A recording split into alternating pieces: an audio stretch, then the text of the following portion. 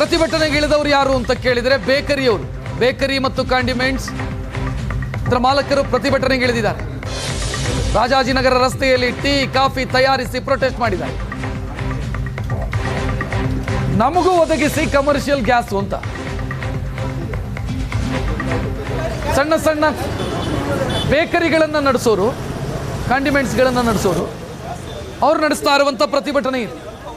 ಹೋಟೆಲ್ಗಳಿಗೆ ಸಿಗ್ತಿದೆ ಅಥವಾ ಹೋಟೆಲ್ಗಳಿಗೆ ಕೊಡ್ತೀವಿ ಅಂತ ಸರ್ಕಾರ ಹೇಳಿದೆ, ನಮಗಿಲ್ಲ, ನಾವೇನು ಮಾಡಬೇಕು? ನಮಗೂ ಕೂಡ ಸರ್ಕಾರ ಕಮರ್ಷಿಯಲ್ ಗ್ಯಾಸನ್ನು ಒದಗಿಸಬೇಕು ಅಂತ ರಸ್ತೆಯಲ್ಲಿ ಟೀ ಮಾಡಿ ಪ್ರತಿಭಟನೆ ಮಾಡಿದೆ. ರಾಜಾಜಿನಗರದ ದೃಶ್ಯ ಇದು.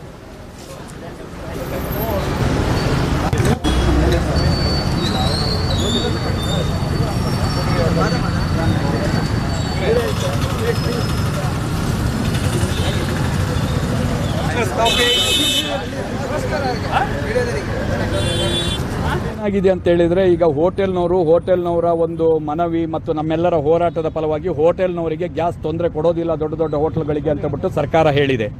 ಆದರೆ ನಮ್ಮ ಬೇಕರಿಗಳು, ಸಣ್ಣ ಪುಟ್ಟ ಹೋಟೆಲ್ಗಳು, ಕ್ಯಾಂಟೀನ್ಗಳು ಮತ್ತು ಸ್ಟ್ರೀಟ್ ಫುಡ್ ಮಾಡೋಂಥವರಿಗೆ ಬಹಳ ಸಮಸ್ಯೆ ಆಗಿದೆ.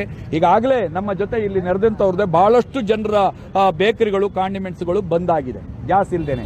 ಮತ್ತೆ ಗ್ಯಾಸ್ ಸಿಗೋದೇ ಹೋದಾದ್ರೂ ಕೂಡ ಗ್ಯಾಸ್ ಏಜೆನ್ಸಿಯವರು ಲಾಬಿ ನಡೆಸ್ತಾ ಇದ್ದಾರೆ. ಒಂದು ಗ್ಯಾಸಿನ ಬೆಲೆ ಅಂದ್ರೆ 1900 ಚಿಲ್ಲರೆ ಇರುವಂತಹ ಗ್ಯಾಸಿನ ಬೆಲೆಯನ್ನ 10,000ವರೆಗೆ ತಂದು ನಿಲ್ಸಿದ್ದಾರೆ. 10,000 ರೂಪಾಯಿ ಕೊಟ್ಟು ನಾವು ಈ ಬ್ರೆಡ್ ಬನ್ನಲ್ಲಿ ಸಿಗುವಂತ 10 ರೂಪಾಯಿ 20 ರೂಪಾಯಿನ ನಾವು ಮಾರಾಟ ಮಾಡಲಿಕ್ಕೆ ನಮ್ಮ ಹತ್ರ ಆಗೋಲ್ಲ, ಬಹಳ ಕಷ್ಟ ಆಗ್ತಾ ಇದೆ. ಆದ್ರಿಂದ ಸರ್ಕಾರ ನಮ್ಮ ಇದೊಂದು ಮನವಿ ಅಂತ ತಿಳ್ಕೊಂಡು ತಕ್ಷಣ ಎಚ್ಚೆತ್ಕೊಂಡು ಬೇಕರಿ ಕಾಂಡಿಮೆಂಟ್ಸ್ ಅವರಿಗೆ ಕೂಡ ತಕ್ಷಣವಾಗಿ ಏನು ಸ್ಟ್ರೀಟ್ ಫುಡ್ ನಡೆಸುವಂತವರು, ಬೇಕರಿ ಕಾಂಡಿಮೆಂಟ್ಸ್, ಚಿಕ್ಕ ಪುಟ್ಟ ಹೋಟ್ಲುಗಳಿಗೆ ತಕ್ಷಣ ಗ್ಯಾಸ್ ಒದಗಿಸುವಂತ ಕೆಲಸ ಮಾಡಬೇಕು. ಅದಲ್ಲದೆ ಗ್ಯಾಸ್ ಏಜೆನ್ಸಿಯಲ್ಲಿ ಏನು ಈ ಒಂದು ಲಾಬಿ ನಡೀತಾ ಇದೆಯೋ ಆ ಲಾಬಿಗೆ ಕಡಿವಾಣ ಹಾಕಬೇಕು. ಆ ಥರ ಏನಾದ್ರು ಒಂದಕ್ಕಿಂತ ಹೆಚ್ಚು ಪಟ್ಟು ಏನಾದ್ರು ಗ್ಯಾಸ್ ಮಾರಾಟ ಮಾಡ್ತಾ ಇದ್ದರೆ ಅವರ ಲೈಸೆನ್ಸ್ ಅನ್ನ ಕ್ಯಾನ್ಸಲ್ ಮಾಡಬೇಕು ಅಂತ ಹೇಳ್ಬಿಟ್ಟು ಕಾರ್ಮಿಕ